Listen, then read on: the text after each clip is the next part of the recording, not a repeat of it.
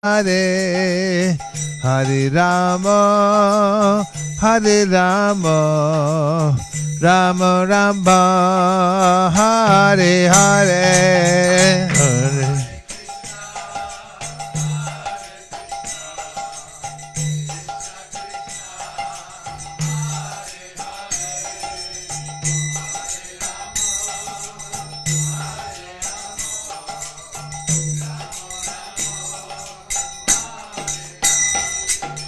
Hare Krishna, Hare Krishna, Krishna Krishna, Hare Hare, Hare Rama, Hare Rama, Rama Rama, Hare Hare. Krishna, Hare Krishna, Krishna Krishna, Hare Hare, Hare Rama, Hare Rama, Rama Rama, Hare Hare. Hare Krishna, Hare Krishna, Krishna Krishna, Hare Hare, Hare Rama, Hare Rama, Rama Rama, Hare Hare. Hare Krishna, Krishna.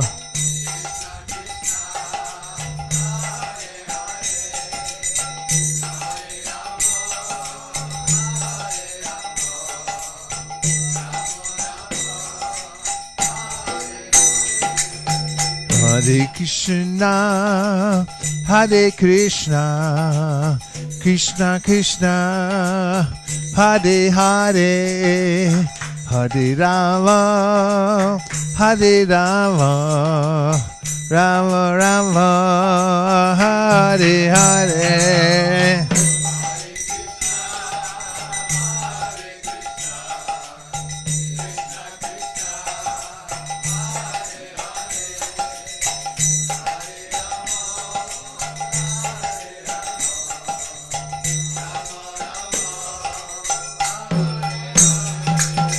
Hare Krishna, Hare Krishna, Krishna Krishna, Hare Hare, Hare Rama, Hare Rama, Rama Rama, Hare Hare.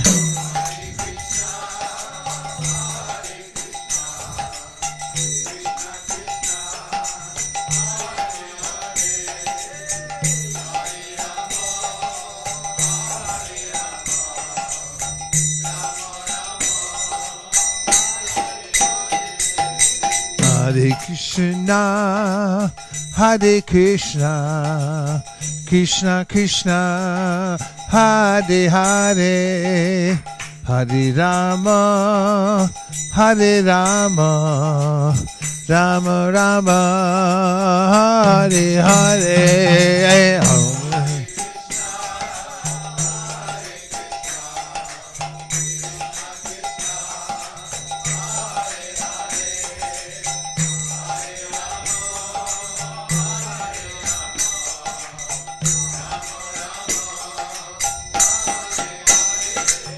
Hare Krishna, Hare Krishna, Krishna Krishna, Hare Hare, Hare Rama, Rama Rama, Hare Hare. Krishna, Hare Krishna, Krishna Krishna, Hare Hare Rama. Hare Krishna, Krishna Krishna, Hare Hare, Hare Rama, Rama Rama, Hare Hare. Krishna, Hare.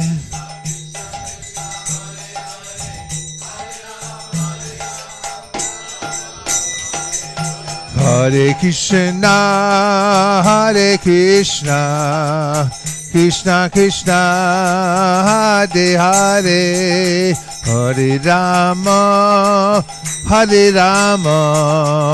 Rama Rama, Hare Hare. Hare Krishna, Krishna Krishna Krishna Hare Hare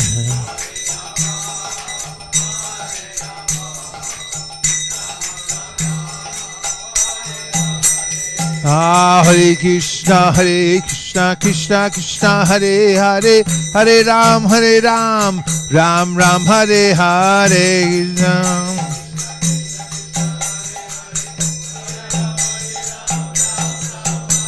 Hare Krishna Krishna Krishna Hare Hare Hare Ram Ram Ram Hare Hare Krishna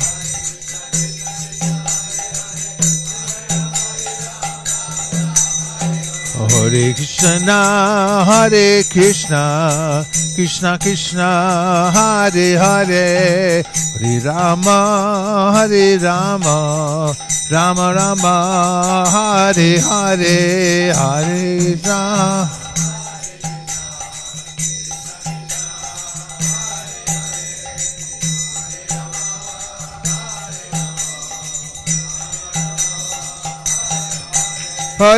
Hare Krishna Krishna Krishna Hare Hare Hare Rama Rama Rama Hare Hare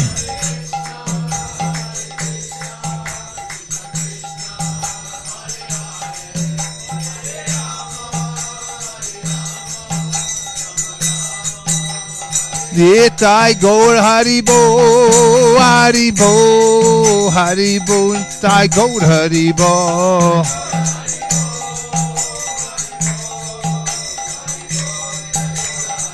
Jaya Jaya Prabhupada Prabhupada Prabhupada Jaya Jaya Prabhupada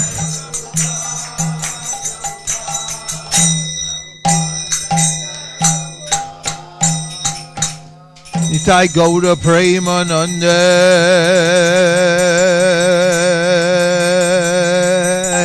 Nitai Gaura Haribo Haribo Haribo Nitai Gaura Haribo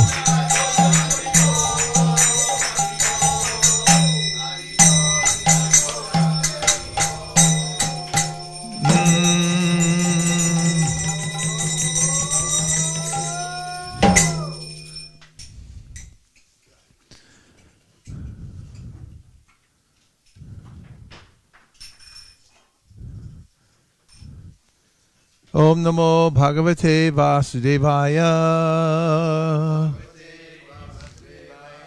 Om Namo Bhagavate Vasudevaya Om Namo Bhagavate Vasudevaya Welcoming Paridev Prabhu, who's come all the way from Vrindavan. Haribo! Thank you for coming. We're taking up our reading where we left off at the lunch break, 7th canto, 1st chapter. The Supreme Lord is equal to everyone. We're in text 36. The great Saint Narada said, once upon a time when the 4 sons of Lord Brahma, named Sanaka, Sanandana, Sanatana, and Sanat Kumara, were wandering throughout the 3 worlds, they came by chance to Vishnu Loka. Although these 4 great sages were older than Brahma's other sons, like Marichi, they appeared like small naked children, only 5 or 6 years old. When giant Vijay saw them trying to enter Vaikuntha Loka, these 2 gatekeepers, thinking them ordinary children, forbade them to enter. Purport in this regard, Srila Madhvacharya says in his Tantra Sara, the purport is that the personal associates of Lord Vishnu in Vaikuntha Loka are always liberated souls. Even if sometimes cursed or blessed, they are always liberated and never contaminated by the material modes of nature. Before their liberation to Vaikuntha Loka, they possessed material bodies. But once they came to Vaikuntha, they no longer have them. Therefore, even if the associates of Lord Vishnu sometimes descend as if cursed, they are always liberated. 38. Thus checked by the doorkeepers Jai and Vijay, Sanandana and the other great sages very angrily cursed them. "You two foolish gatekeepers," they said, "being agitated by the material qualities of passion and ignorance, you are unfit to live at the shelter of Madhudvisha's lotus feet, which are free from such modes. It would be better for you to go immediately to the material world and take your birth in a family of most sinful asuras."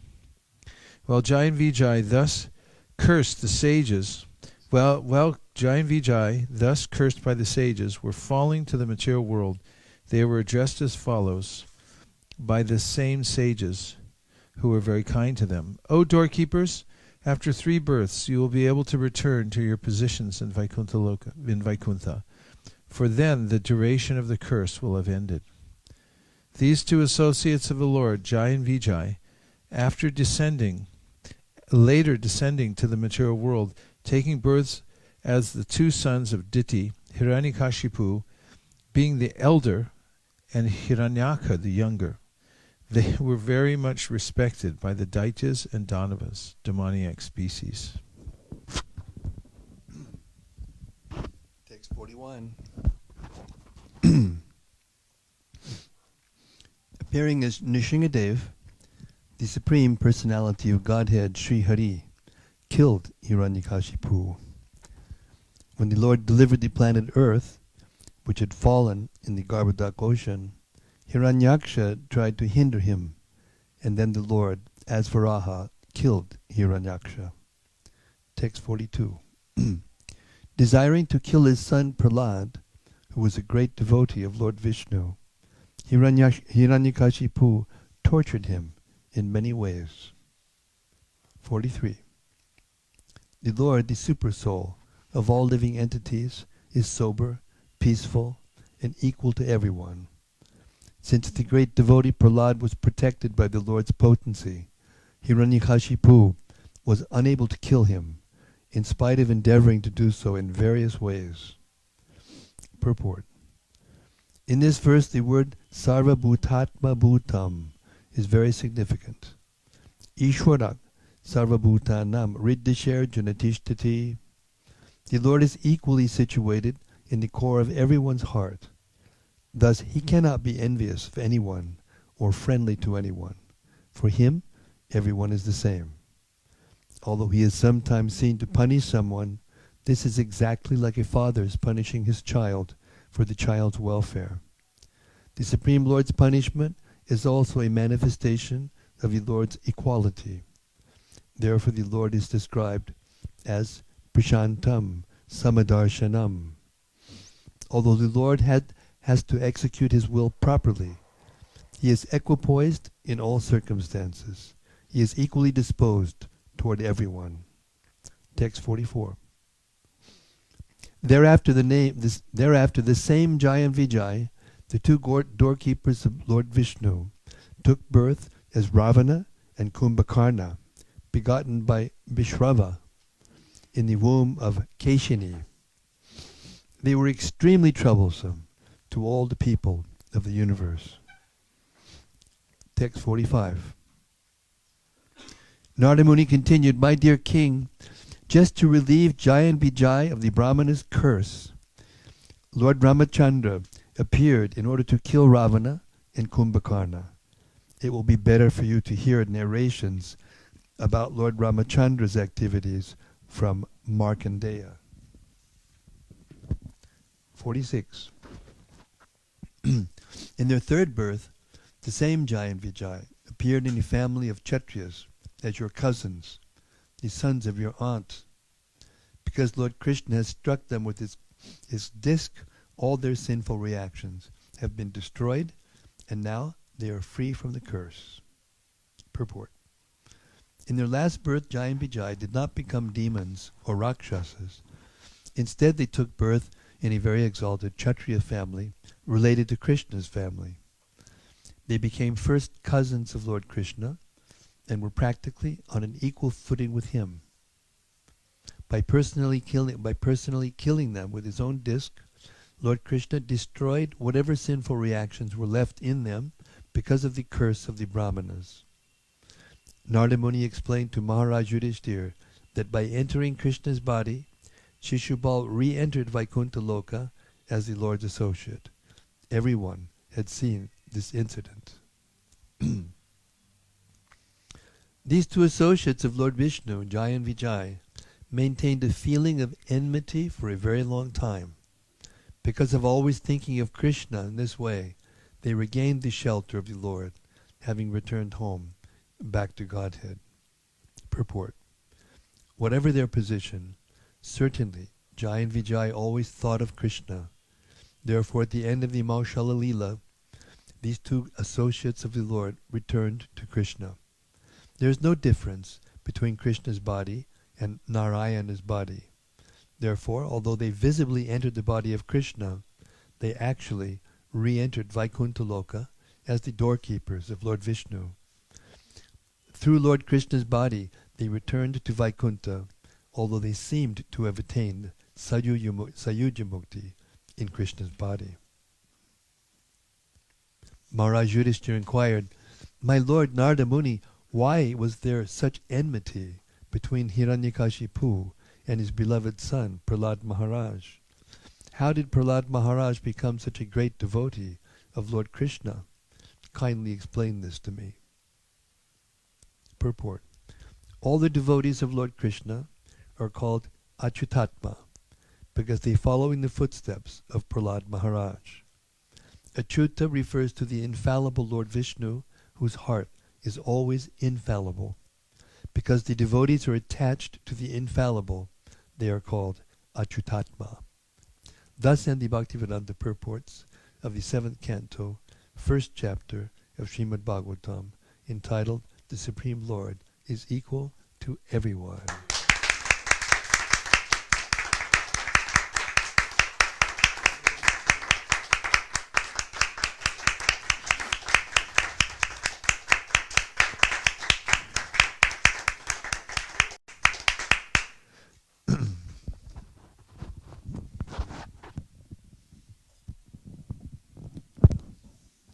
Chapter 2, Hiranyakashipu, King of the Demons.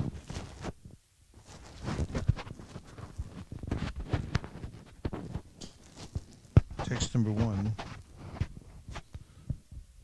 Shri Narada Muni said, "My dear King Yudhishthira, when Lord Vishnu, in the form of Varaha, the boar, killed Hiranyaksha, Hiranyaksha's brother Hiranyakashipu was extremely angry and began to lament." Purport. Yudhishthira had inquired from Narada Muni why Hiranyakashipu was so envious of his own son Prahlada. Narada Muni began narrating the story by explaining how Hiranyakashipu had become a staunch enemy of Lord Vishnu. Filled with rage and biting his lips, Hiranyakashipu gazed at the sky with eyes that blazed in anger, making the whole sky smoky. Thus he began to speak. Purport. As usual, the demon is envious of the Supreme Personality of Godhead and inimical toward him. These were Hiranyakashipu's external bodily features as he considered how to kill Lord Vishnu and devastate his kingdom, Vaikuntha Loka. Exhibiting his terrible teeth, fierce glance and frowning eyebrows, terrible to see, he took up his weapon, a trident, and thus began speaking to his associates, the assembled demons. O Danavas, O Daityas, O Dvimurda, Traksha, Shambara, and Shatabahu, O Hayagriva, Namuchi, Paka, and Ilval, O Viprachiti, Puloman, Shakuna, and other demons, all of you kindly hear me attentively and then act according to my words without delay.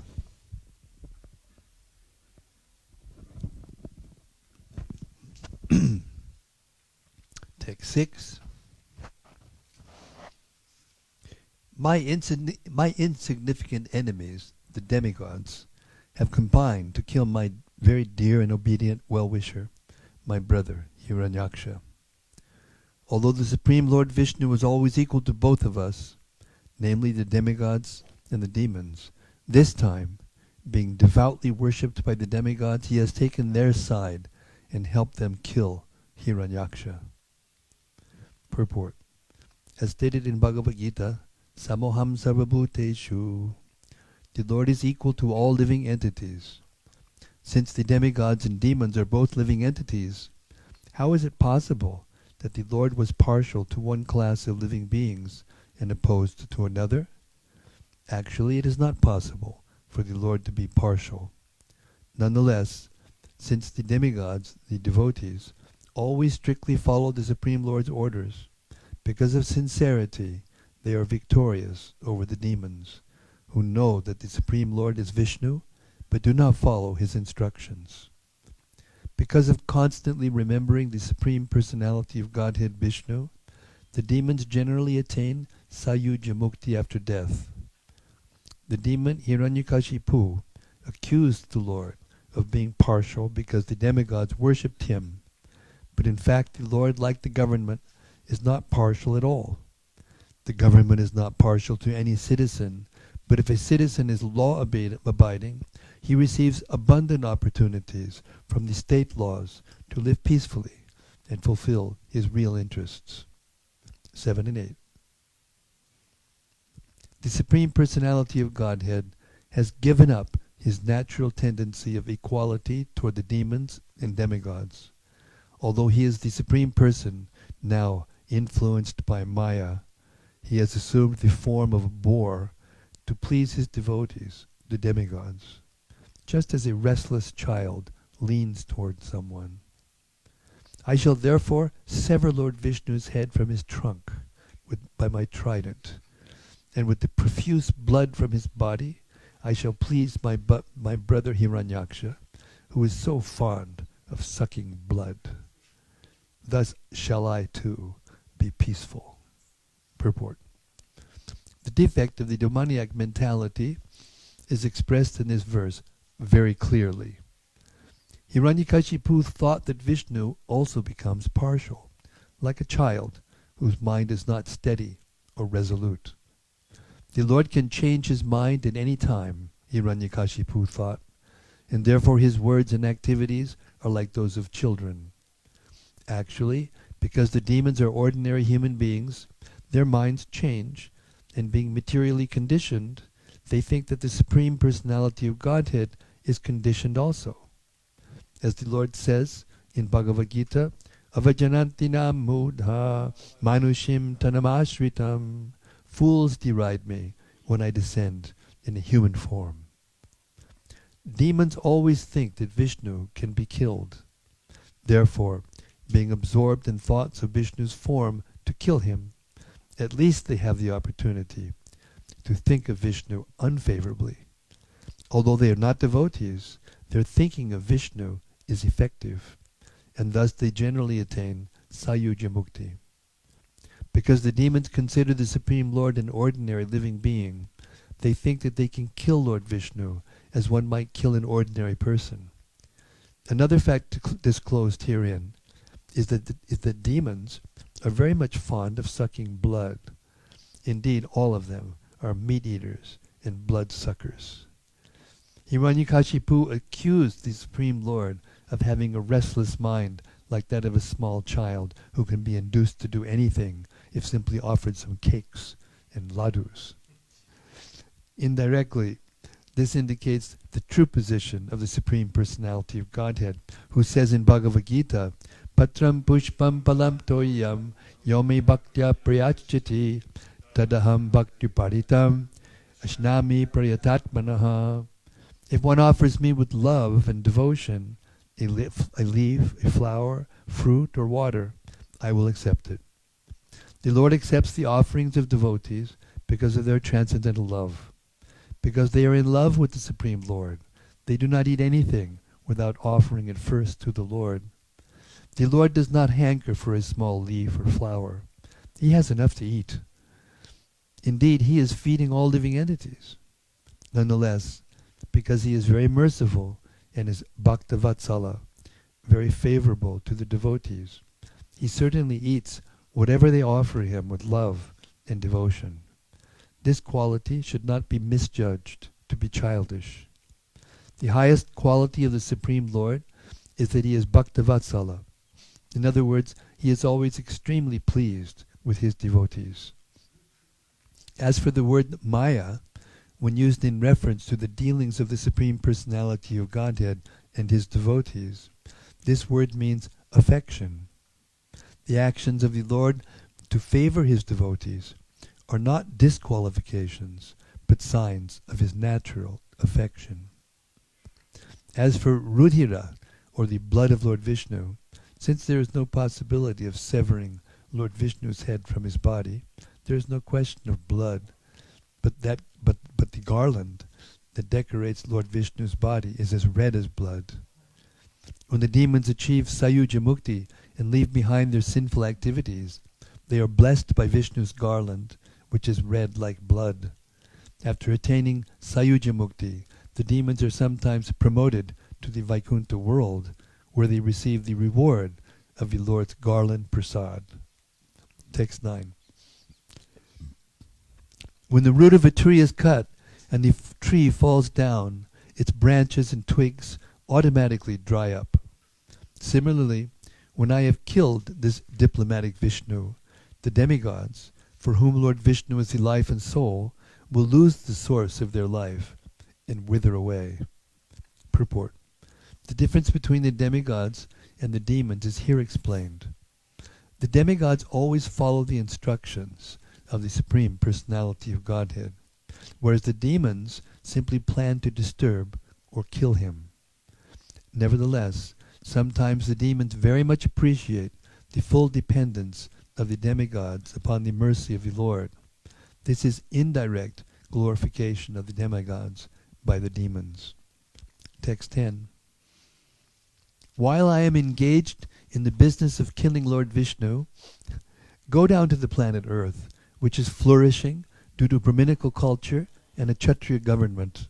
These people engaged in austerity, sacrifice, Vedic study, regulated vows, and charity destroy all the people thus engaged. Purport. Hiranyakashipu's main purpose was to disturb the demigods. He planned first to kill Lord Vishnu, so that with Lord Vishnu's death, the demigods would automatically weaken and die. Another of his plans was to disturb the residents of the planet Earth. The peace and prosperity of the residents of Earth and all the other planets were maintained by the Brahmanas and Kshatriyas. The Lord says in Bhagavad Gita, Chaturvarnya maya shrishtam gunakarma vibhagashaha, according to the three modes of material nature and the work ascribed to them, the four divisions of human society were created by me. On all the planets there are different types of residents, but the Lord recommends, referring especially to the planet Earth, which is inhabited by human beings, that society be divided into four varnas, Brahmana, Kshatriya, Vaishya, and Shudra. Before the advent of Lord Krishna on this earth, it is understood that the earth was managed by the Brahmanas and Kshatriyas. The duty of the Brahmanas is to cultivate shamak, peacefulness, damak, self-control, titiksha, tolerance, satyam, truthfulness, shocham, cleanliness, and arjavam, simplicity, and then to advise the Kshatriya kings how to rule the country or planet. Following the instructions of the Brahmanas, the Kshatriyas should engage the populace in austerity, sacrifices, Vedic study, and adherence to the rules and regulations established by Vedic principles. They should also arrange for charity to be given to the Brahmanas, sannyasis, and temples. This is the godly arrangement of Brahminical culture. People are inclined to offer yajna because unless sacrifices are offered, there will be insufficient rain. Yagyat bhavati parjanya, which will hamper agricultural activities. Parjanyad anasambhavaha. By introducing Brahminical culture, therefore a Kshatriya government should engage people in performing yajna, studying the Vedas, and giving charity. Thus the people will receive their necessities for life very easily, and there will be no disturbances in society. In this regard, Lord Krishna says in Bhagavad Gita 3:12, Ishtan bhoganivo deva dasyante jagyabhavitaha Tayardatan apadayayabhyo yobungte stena eva saha. In charge of the various necessities of life, the demigods, being satisfied by performance of yajna, sacrifice, supply all necessities to man. But he who enjoys these gifts without offering them to the demigods in return is certainly a thief.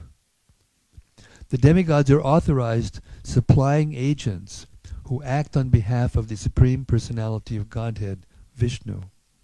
Therefore they must be satisfied by the performance of prescribed yajnas. In the Vedas there are different kinds of yajnas prescribed for different kinds of demigods, but all are ultimately offered to the Supreme Personality of Godhead. For one who cannot understand what this Personality of Godhead is, sacrifice to the demigods is recommended. According to the different material qualities of the persons concerned, different types of yajnas are recommended in the Vedas. Worship of different demigods is also on the same basis, namely, according to different qualities. For example, the meat-eaters are recommended to worship the goddess Kali, the ghastly form of material nature, and before the goddess sacrifice of animals is recommended. But for those in the mode of goodness, the transcendental worship of Vishnu is recommended. Ultimately, all yajnas are meant for gradual promotion to the transcendental position. For ordinary men, at least 5 yajnas, known as Pancha Mahayajna, are necessary. One should know, however, that all the necessities of life that human society requires are supplied by demigod agents of the Lord. No one can manufacture anything. Consider, for example, all the eatables of human society.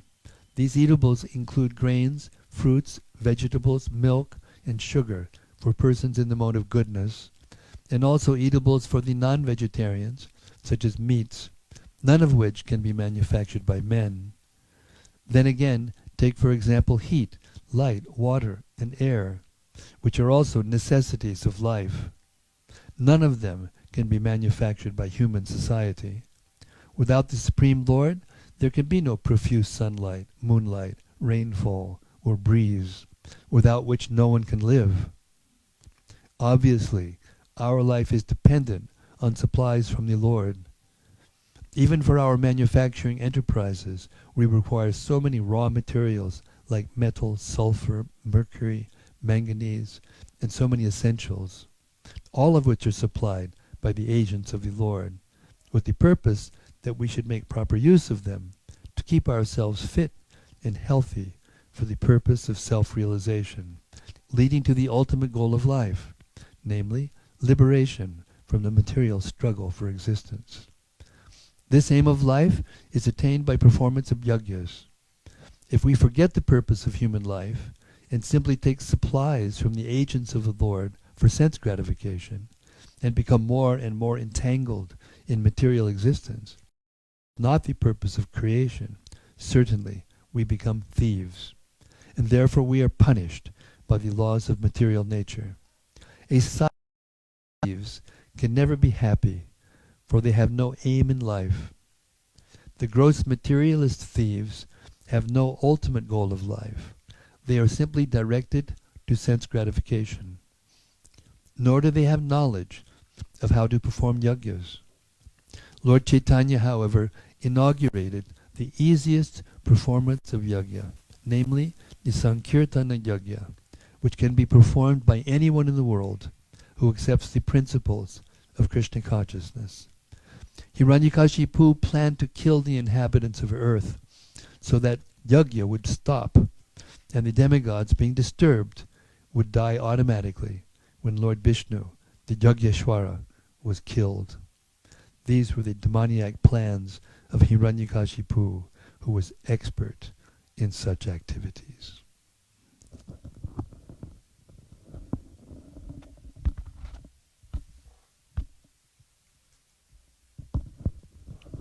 (11) The basic principle of Brahminical culture is to satisfy Lord Vishnu, the personification of sacrificial and ritualistic ceremonies.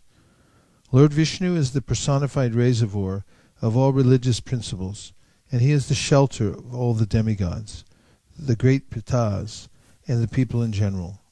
When the brahmanas are killed, no one will exist to encourage the kshatriyas to perform yagyas, and thus the demigods, not being appeased by yajna, will automatically die. Purport: since Vishnu is the central point of Brahminical culture, Hiranyakashipu's plan was to kill Vishnu, for if Vishnu were killed, naturally the Brahminical culture would also be lost. The Brahminical culture, with Brahminical culture lost, yajna would no longer be performed, and for want of yajna, the regular distribution of rainfall would cease. Yagyad bhavati parjanya. Thus there would be disturbances all over the world, and naturally the demigods would be defeated. From this verse we get a clear indication of how human society is disturbed when the Vedic Aryan civilization is killed and the Vedic ritualistic ceremonies performed by the brahmanas are stopped. Kalau Shudra Sambhava. Because the population of the modern world consists mostly of Shudras, the Brahminical culture is now lost and is extremely difficult to re-establish in a proper way. Therefore, Lord Chaitanya has recommended the chanting of the holy name of the Lord, which will revive Brahminical culture very easily. Harinama, Harinama, Hariname Kevala. Kalau Nasteva, Nasteva, Nasteva, Gatiranyata. Because of the increment in demoniac population, people have lost Brahminical culture. Nor is there a Kshatriya government. Instead, the government is a democracy in which any Shudra can be voted into taking up the governmental reins and capture the power to rule. Because of the poisonous effects of Kali Yuga, the Shastra says, Dasyu prayeshu rajusu. The government will adopt the policies of Dasyus, or plunderers. Thus there will be no instructions from the Brahmanas, and even if there are Brahminical instructions, there will be no Kshatriya rulers who can follow them. Aside from Satya Yuga, even formerly in the days when demons were flourishing, Hiranyakashipu planned to destroy the Brahminical culture and the Kshatriya government and thus create chaos all over the world. Although in Satya Yuga this plan was very difficult to execute, in Kali Yuga, which is full of Shudras and demons, the Brahminical culture is lost and can be revived only by the chanting of the Mahamantra.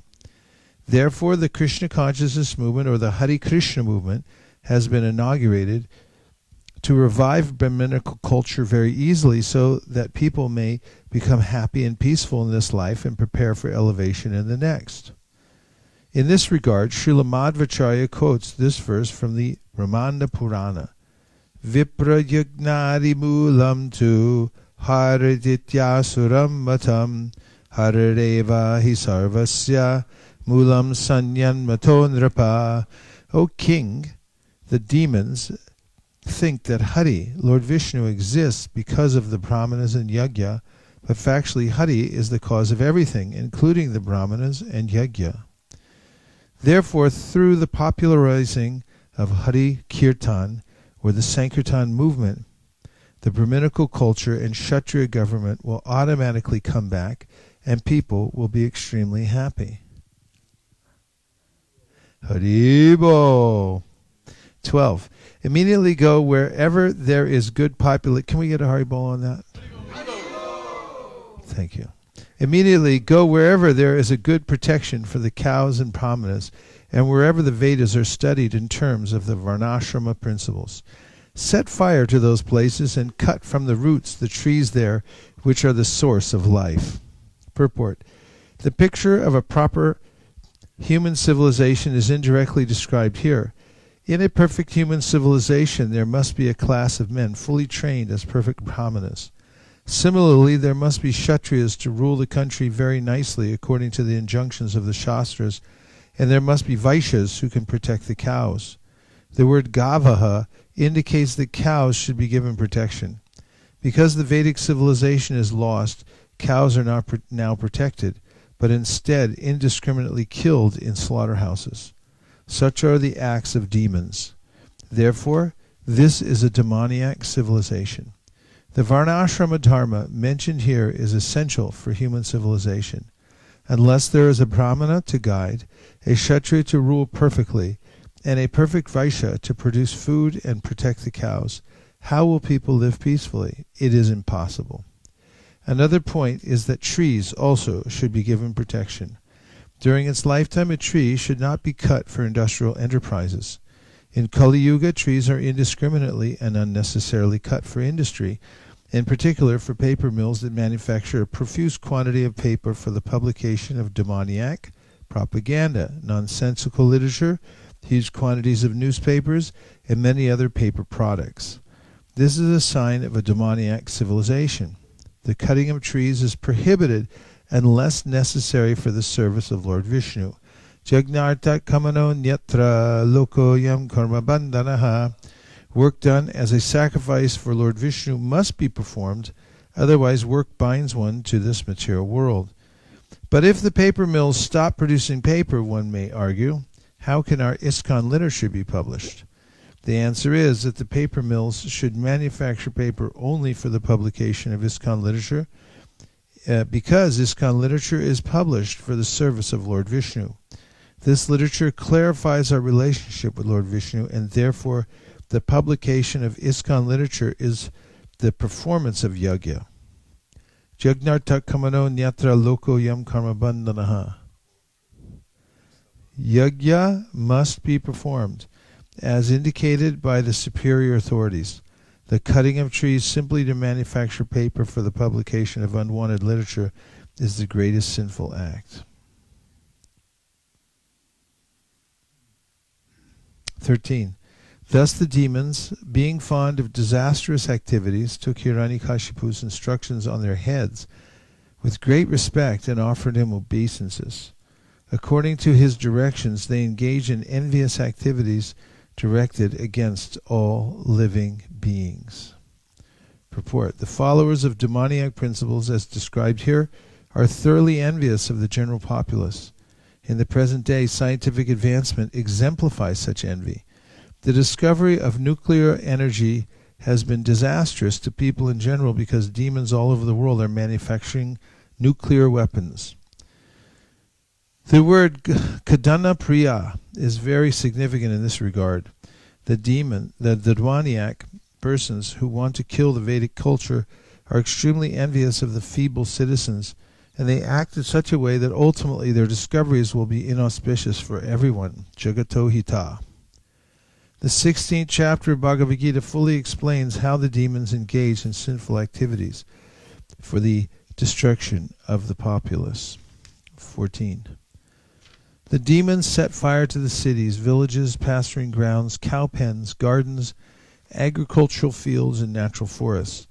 They burned the hermitages of the saintly persons, the important mines that produce valuable metals, the residential quarters of the agriculturalists, the mountain villages, and the villages of the cow protectors, the cowherd men.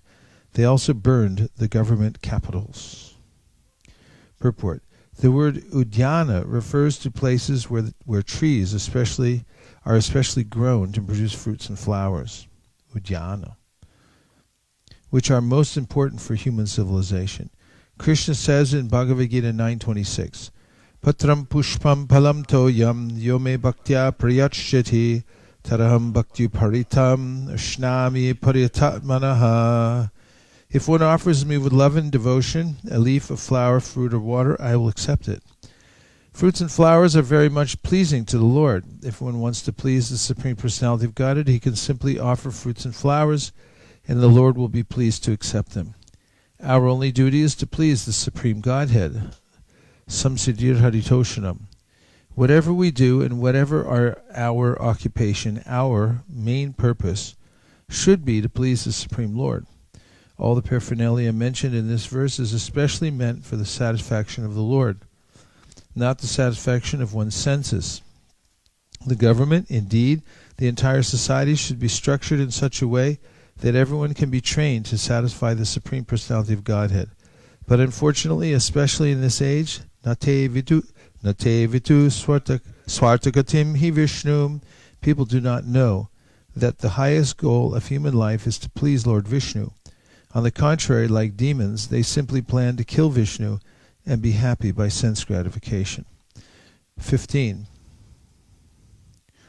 Some of the demons took digging instruments and broke down the bridges, the protective walls and the gates, gopuras, of the cities. Some took axes and began cutting the important trees that produced mango, jackfruit, and other sources of food. Some of the demons took firebrands and set fire to the residential quarters of the citizens.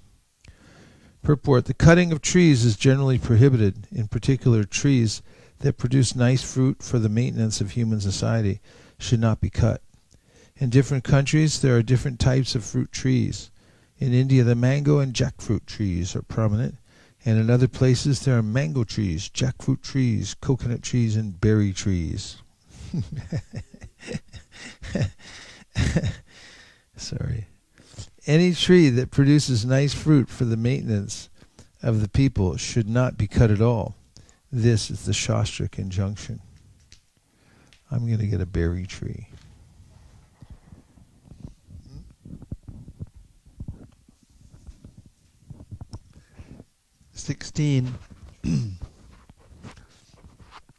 Thus disturbed again and again by the unnatural occurrences caused by the followers of Hiranyakashipu, all the people had to cease the activities of Vedic culture.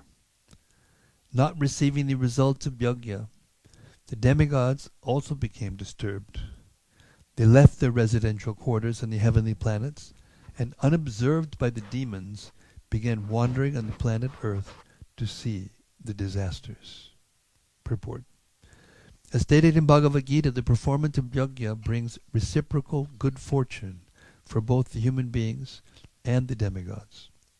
When the performances of yajna were stopped by the disturbances of the demons, the demigods were naturally bereft of the results of yajna and hampered in executing their respective duties. Therefore they came down to the planet Earth to see how people had become disturbed and to consider what to do. 17. After performing the ritualistic observances for the death of his brother, Hiranyakashipu, being extremely unhappy, tried to pacify his nephews. O king, Hiranyakashipu was extremely angry, but since he was a great politician, he knew how to act according to the time and situation. With sweet words, he began pacifying his nephews, whose names were Shakuni, Shambhara, Drishti, Bhutasana Brika, Kalanaba, Mahanaba, Harishmashru, and Utkacha. He also consoled their mother, his sister-in-law, Rushabhanu, as well as his own mother, Diti. He spoke to them all as follows. Hiranyakashipu said, "My dear mother, sister-in-law, and nephews, you should not lament for the death of the great hero, for a hero's death in front of his enemy is glorious and desirable."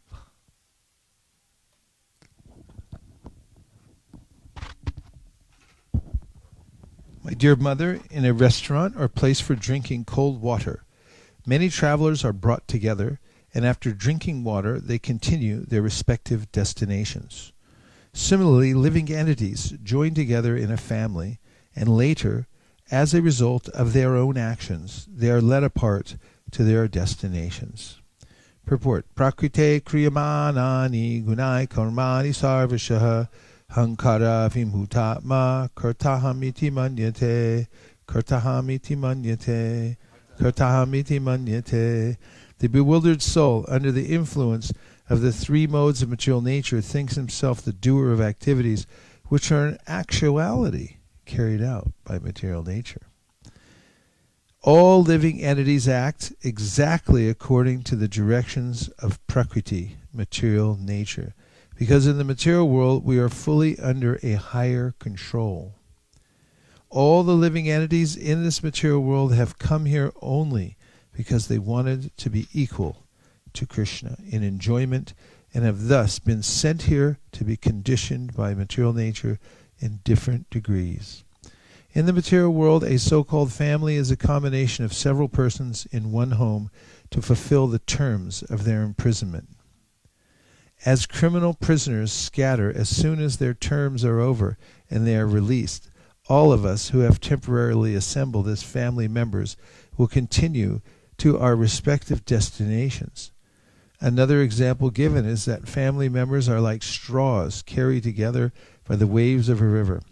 Sometimes such straws mix together in whirlpools and later, dispersed again by the same waves, they float alone in the water. Although Hiranyakashipu was a demon, he had Vedic knowledge and understanding. Thus the advice given to his family members, his sister-in-law, mother, and nephews, was quite sound. The demons are considered highly elevated in knowledge, but because they do not use their good intelligence for the service of the Lord, they are called demons. The demigods, however, act very intelligently to satisfy the Supreme Personality of Godhead. This is confirmed in Srimad Bhagavatam 1.2.13 as follows. Atak pumbir dvija shreshta varna shrama vibhagashaha shanustistasya dharmasya samsadhir haritoshanam samsadir haritoshanam samsadir haritoshanam. O best among the twice born, it is therefore concluded that the highest perfection one can achieve by discharging his prescribed duties, dharma, according to caste divisions and orders of life, is to please the Lord Hari. To become a demigod or to become godly, whatever one's occupation, one must satisfy the Supreme Personality of Godhead. 22. The spirit soul, the living entity, has no death, for he is eternal and inexhaustible. Being free from material contamination, he can go anywhere in the material world or spiritual worlds. He is fully aware and completely different from the material body, but because of being misled by misuse of his slight independence, he is obliged to accept subtle and gross bodies created by the material energy and thus be subjected to so-called material happiness and distress. Therefore, no one should lament for the passing of the spirit soul from the body. Purport: Hiranyakashipu very intelligently described the position of the soul. The soul is never the body, but is always completely different from the body. Being eternal and inexhaustible, the soul has no death, but when the same pure soul desires to enjoy the material world independently, he is placed under the conditions of material nature and must therefore accept a certain type of body and suffer the pains and pleasures thereof. This is also described by Krishna in Bhagavad Gita 13.22. Karanam gunasangosya sadasad yoni janmasu. The living entity is born in different families or species of life because of being infected by the modes of material nature. When conditioned by material nature, the living entity must accept a certain type of body which is offered by nature under the direction of the Supreme Lord. Ishvara sarva bhutanam hridisharjuna tishtiti brahmayan sarva bhutani yantrarudhani mayaya yantrarudhani mayaya yantrarudhani mayaya. The Supreme Lord is situated in everyone's heart, O Arjuna, and is directing the wanderings of all living entities who are seated as on a machine made of the material energy. The body is just like a machine, and according to the living entity's karma, he is offered a particular type of machine to move here and there under the control of material nature. This continues until he surrenders to the Supreme Personality of Godhead. Mameva ye prapadyante mayametam tarantite. Until he surrenders, the conditioned soul is carried from life to life by the arrangement of material nature. 23. Because of the movements of the water, the trees on the bank of a river, when reflected on the water, seem to move. Similarly, when the eyes move because of some mental derangement, the land appears to move also. Purport: sometimes, because of mental derangement, the land appears to be moving. A drunkard, for example, or a person with heart disease, sometimes feels that the land is moving. Similarly, the reflections of trees in a flowing river also appear to move. These are the actions of Maya. Actually, the living entity does not move. Stanur achalo yam.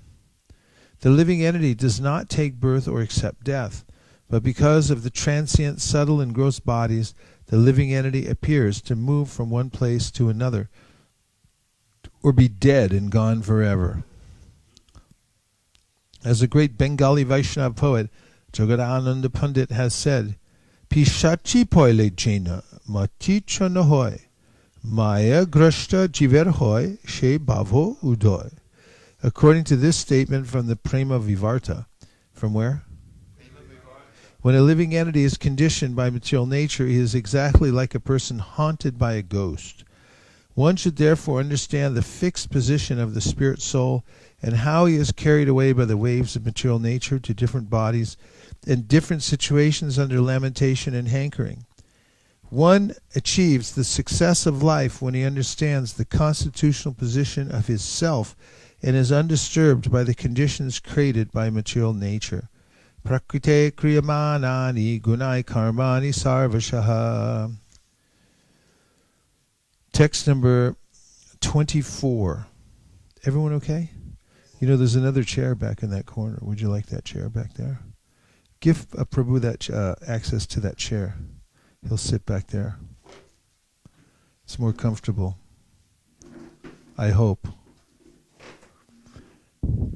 Chairs are not India's strong suit. They're not really into furniture in this country. Better? Something. Inconvenience is regretted.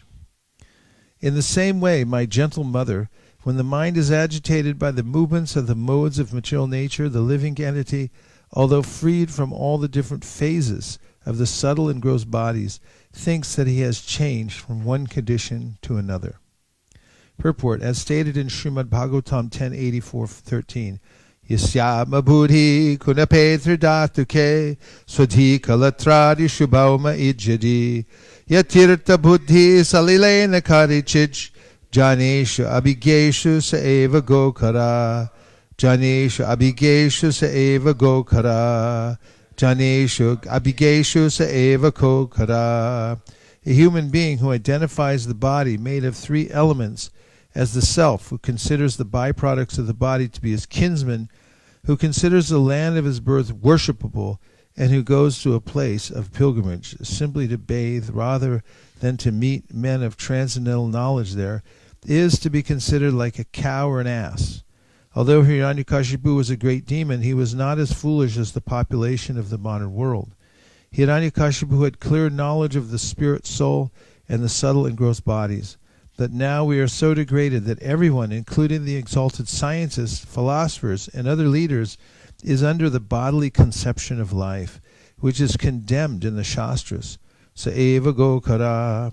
Such persons are nothing but cows and asses. Hiranyakashipu advised his family members that although the gross body of his brother Hiranyaka was dead, and they were aggrieved because of this, they should not lament for the great soul of Hiranyaka, who had already attained his next destination. Atma, the spirit soul, is always unchanged. Avikala Puman. We are spirit souls, but when carried away by mental activities, manu dharma, we suffer from so-called material conditions of life. This generally happens to non-devotees. Harava bhakta sukhato muhad guna. Non-devotees may possess exalted material qualities, but because they are foolish, they have no good qualifications. The designations of the conditioned soul in the material world are decorations of the dead body.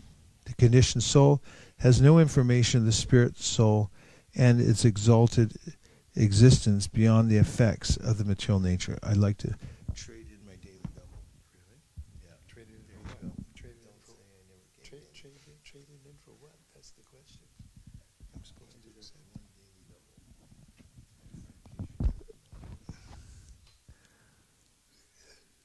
25 and 26, the daily double. That's what I'm wondering. What's going to be the payment here? Okay. In his bewildered state, the living entity, accepting the body and mind to be the self, considers some people to be his kinsmen and others to be outsiders. Because of this misconception, he suffers. Indeed, the accumulation of such concocted material ideas is the cause of suffering and so-called happiness in this material world. Just a second.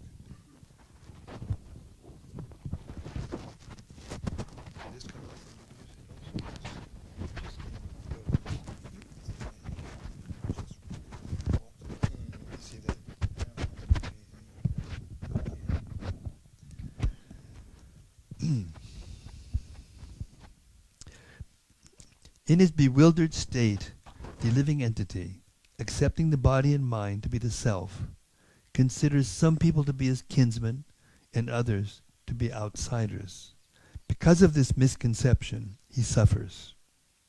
Indeed, the accumulation of such concocted material ideas is the cause of suffering and so-called happiness in the material world. The conditioned soul thus situated must take birth in different species and work in various types of consciousness, thus creating new bodies. This continued material life is called samsara. Birth, death, lamentation, foolishness, and anxiety are due to such material considerations. Thus we sometimes come to a proper understanding and sometimes fall again to a wrong conception of life. 27.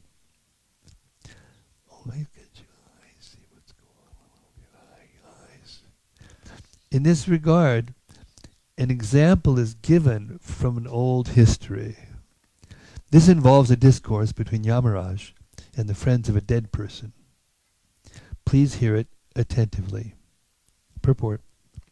The words itihasam puratanam mean an old history. The Puranas are not chronologically recorded, but the incidents mentioned in the Puranas are actual histories of bygone ages. Srimad Bhagavatam is the Mahapurana, the essence of all the Puranas. The Mayavadi scholars do not accept the Puranas, but Srila Madhvacharya and all other authorities accept them as the authoritative histories of the world. In the state known as Ushinara, there was a celebrated king named Suyagya. When the king was killed in battle by his enemies, his kinsmen sat down around the dead body and began to lament the death of their friend.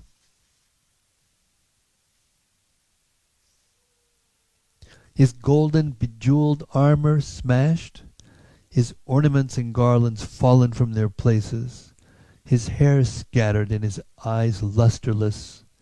The slain king lay on the battlefield, his entire body smeared with blood, his heart pierced by the arrows of the enemy. When he died, he had wanted to show his prowess, and thus he had bitten his lips, and his teeth remained in that position. His beautiful lotus-like face was now black and covered with dust from the battlefield. His arms, with his sword and other weapons, were cut and broken. When the queens of the king of Ushinara saw their husband lying in that position, they began crying, "O Lord, now that you have been killed, we also have been killed." Repeating these words again and again, they fell down, pounding their breasts at the feet of the dead king. Purport. As stated here, Rabasa Dashtadachjadam. The dead king, while fighting in anger, bit his lips to show his prowess, but nonetheless he was killed by providence. Vidhina. This proves that we are controlled by higher authorities. Our personal power or endeavor is not always supreme. We must therefore accept the position offered to us by the order of the Supreme. Really? Something's happening here. I don't know what it is. This magnanimity is like...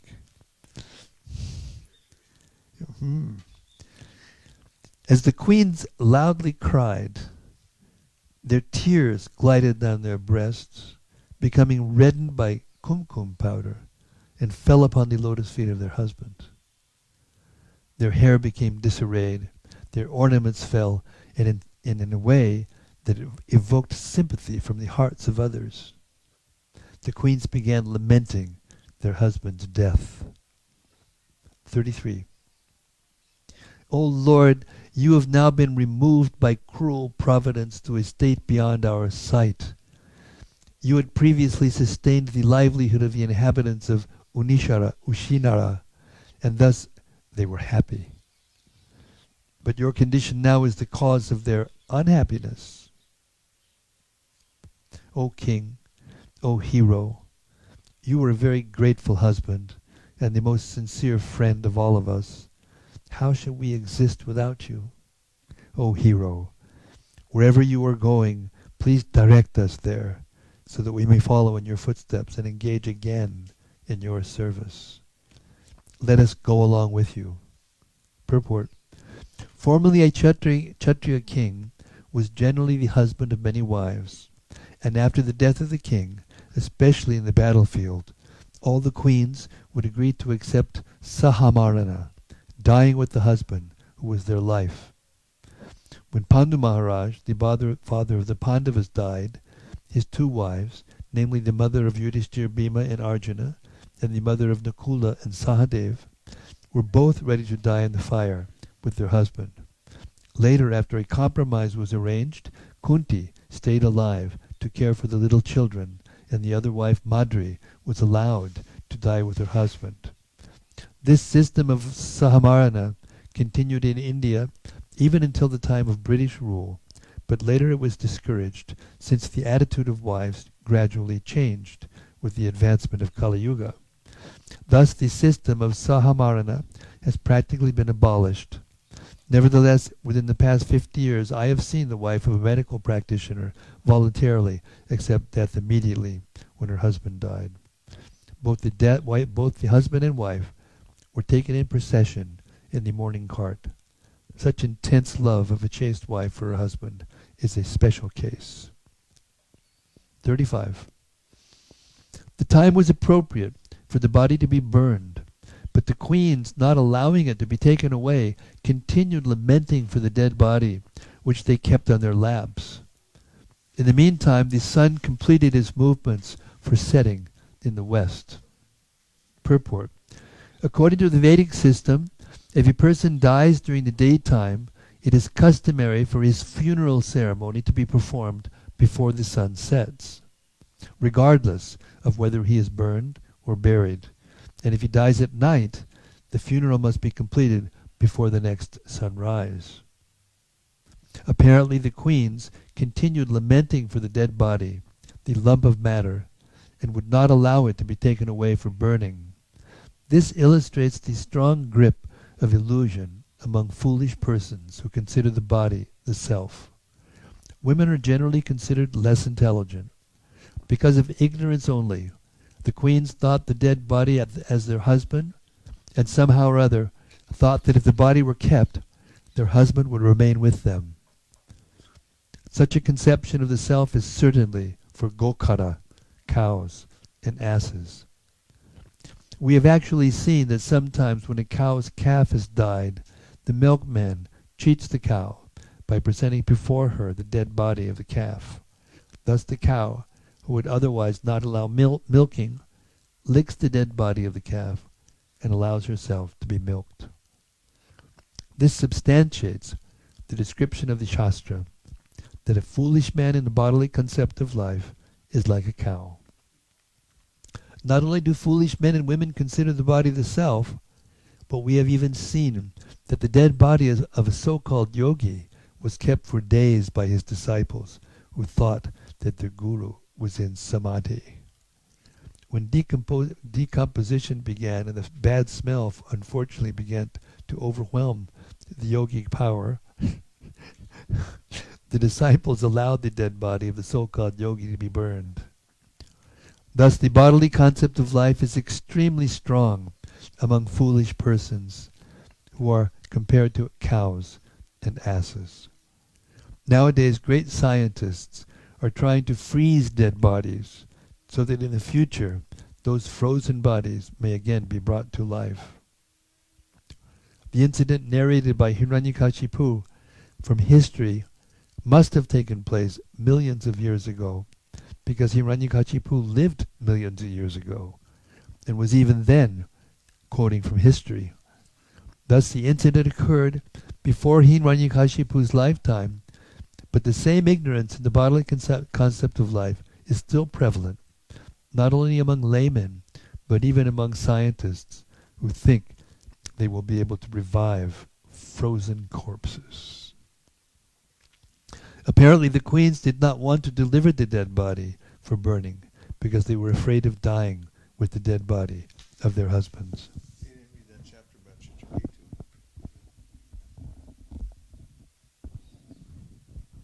It's a shame people don't know that. It sure messes things up, huh? 36. While the queens were lamenting for the dead body of the king, their loud cries were heard even from the abode of Yamaraj.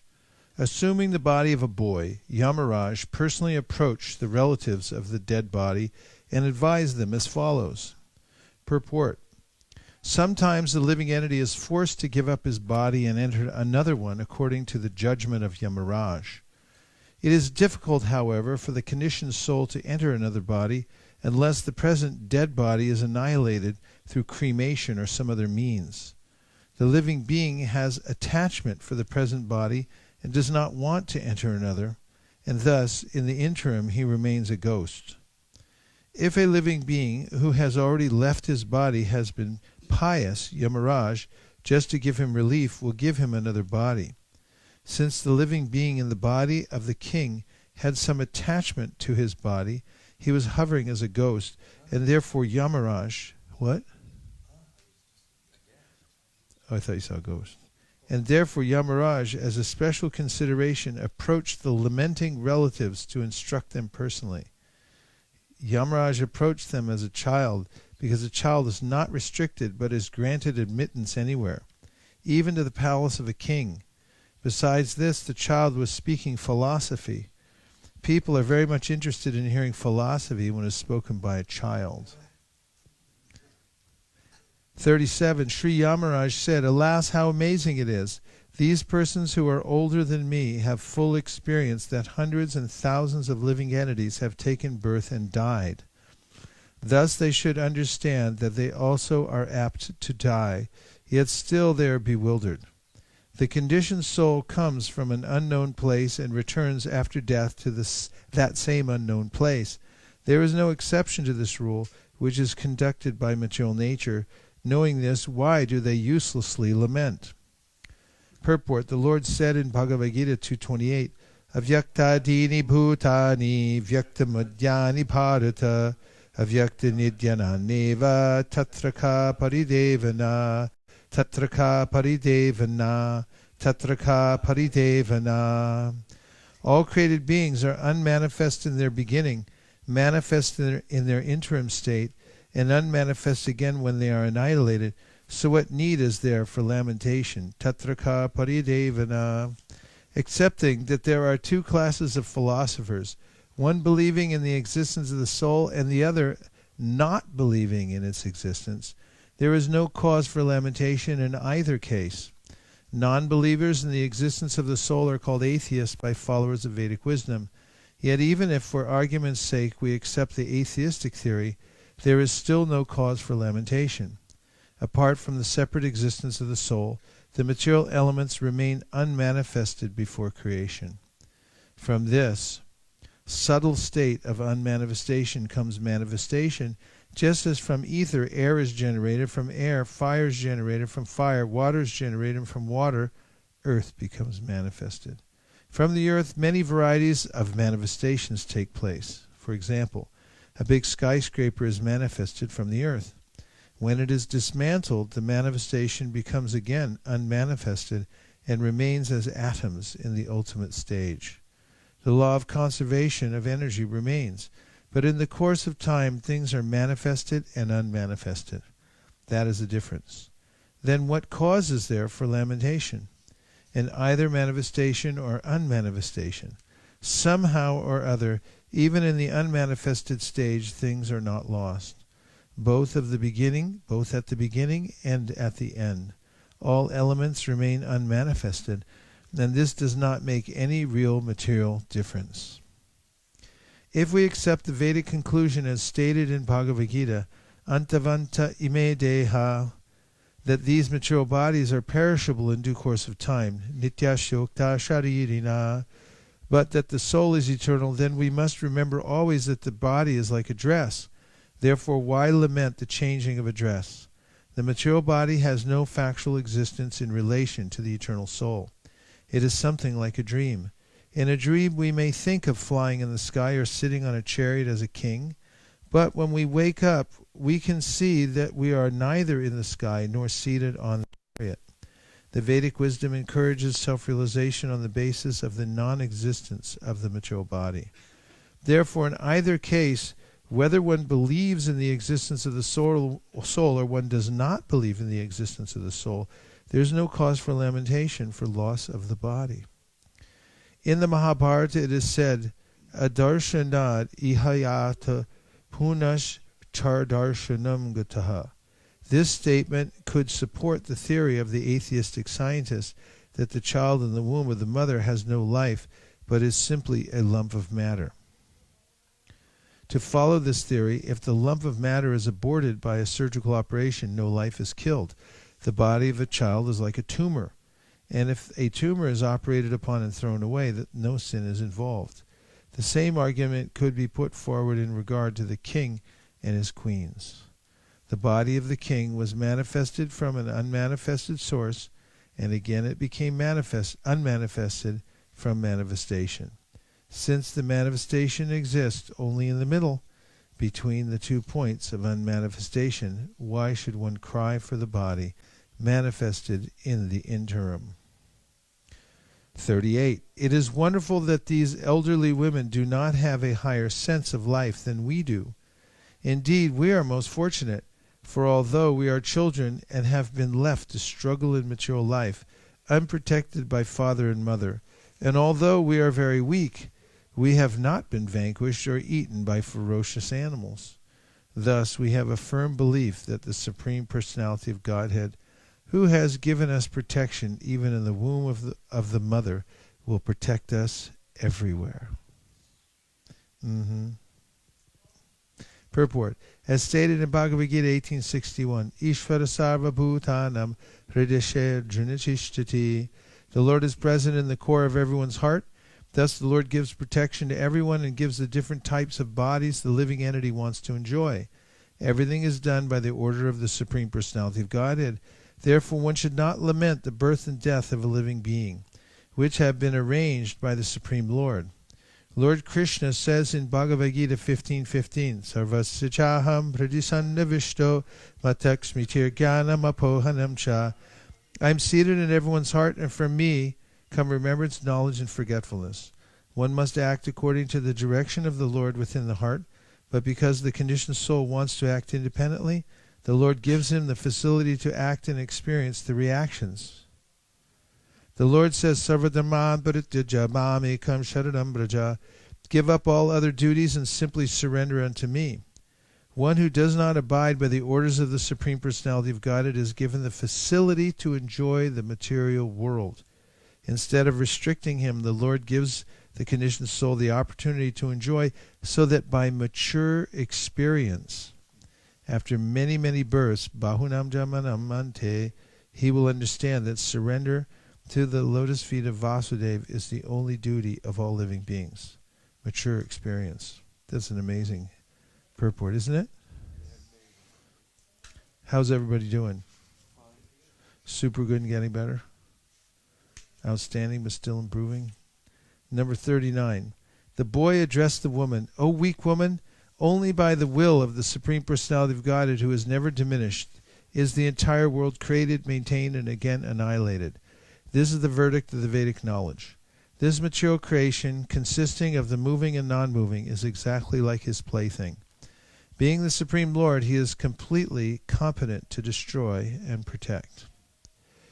Purport. In this regard, the queens might argue, if our husband was protected by the Supreme Personality of Godhead when in the womb, why has he not been given protection now? To this question, the answer is, Ya ichayesha srijatidham avyayo ya eva rakshat avalampateya chayaha.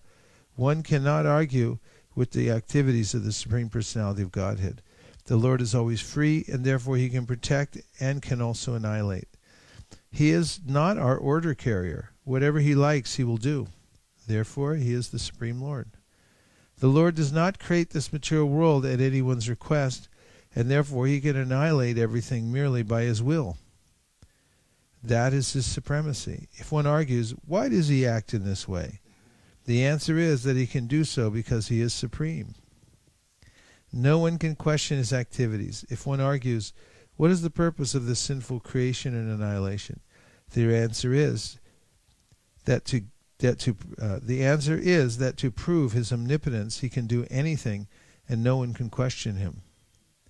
If he were answerable to us concerning why he does something and why he does not, his supremacy would be curtailed. That's the only purport you need to preach. Just bring that out everywhere.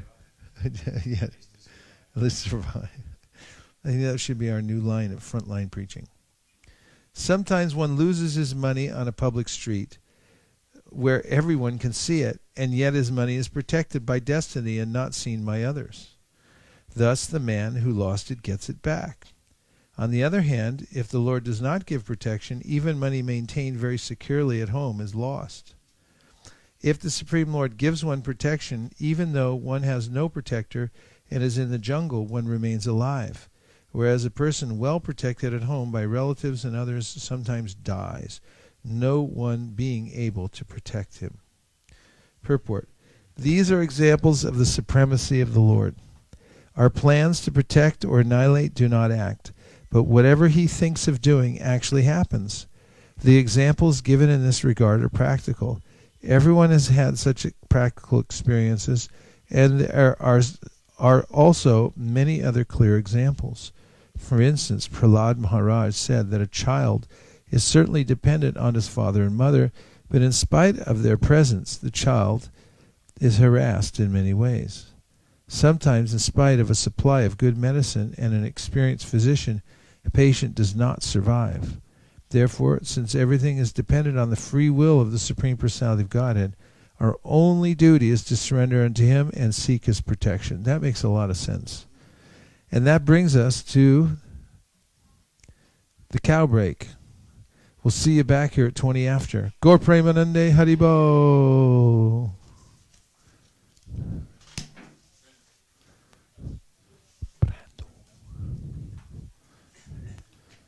Brando.